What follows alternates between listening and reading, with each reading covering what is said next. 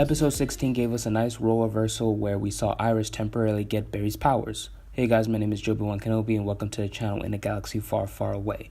If you're finding me for the first time, I do weekly Star Wars, Marvel, and DC videos. Hit that subscribe button with notifications on to be on alert for future videos. So the basic premise of the episode, Ralph roasts Iris and tells her that she doesn't know what it's like to be out there in the field with a psychopath wanting your body. All she does is sit there on a chair and barks orders, etc., etc. That sends Iris down this path of wanting to become more active on Team Flash in regards to the effort out in the field. She goes with Barry and Joe to stop Melting Point.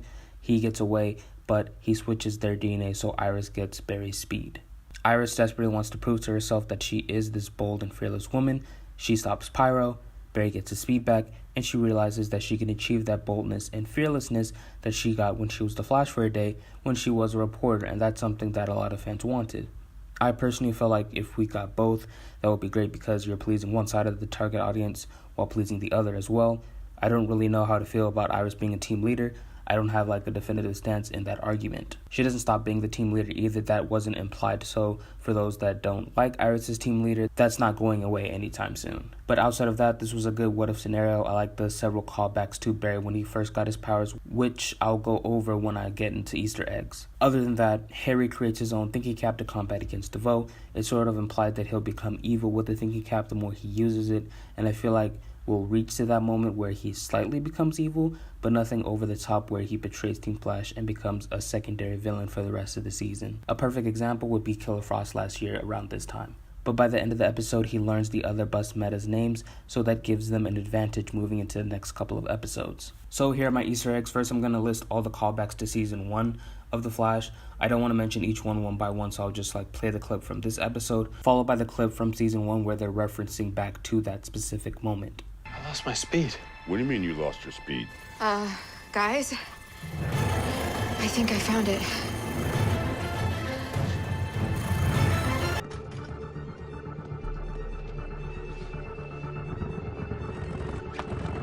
What's happening?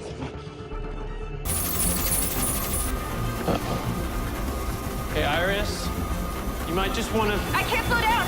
That's okay. All right, just gradually ramp your speed down. Otherwise, Brainwave function within standard limits. I told you the treadmill could take it. Okay. Look at the glucose levels. Oh my god, of course. Right? It was so Glucose obvious. levels. Barry, we think we know why you keep... Passing out. What's wrong? Can't stand the heat? All right, Iris, we need you to run around and create a vortex. The lack of oxygen should extinguish the flames.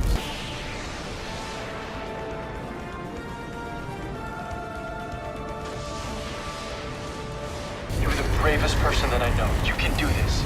I know you can. We all do. Now run, Iris. Run. You can do this. Now run. Barry, run!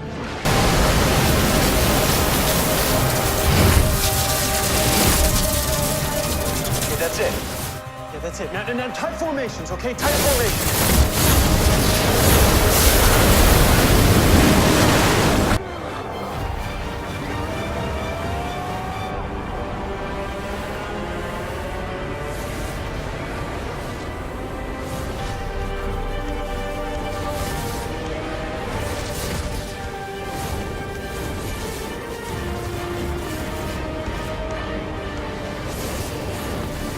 And last, which wasn't in Season 1, it was this season, this shot of Iris running through the city, heading to the heat of the action, pun intended because of Pyro. This shot is similar to the shot of Barry in the premiere episode when he snaps out of his weird Speed Force limbo to save Iris from the Samuroid. The tidal wave one is a little different because in Season 1, Barry was trying to stop a tidal wave created by Weather Wizard, and in this episode, Iris was creating a tidal wave to stop Pyro. Harry suggests that they should switch the bodies of the remaining bus metas to keep them safe, and Cisco's like, no way, we're not going to Frankenstein innocent people. Ralph mentions that he's going to get terminated. He's practically like Sarah Connor from the Terminator franchise.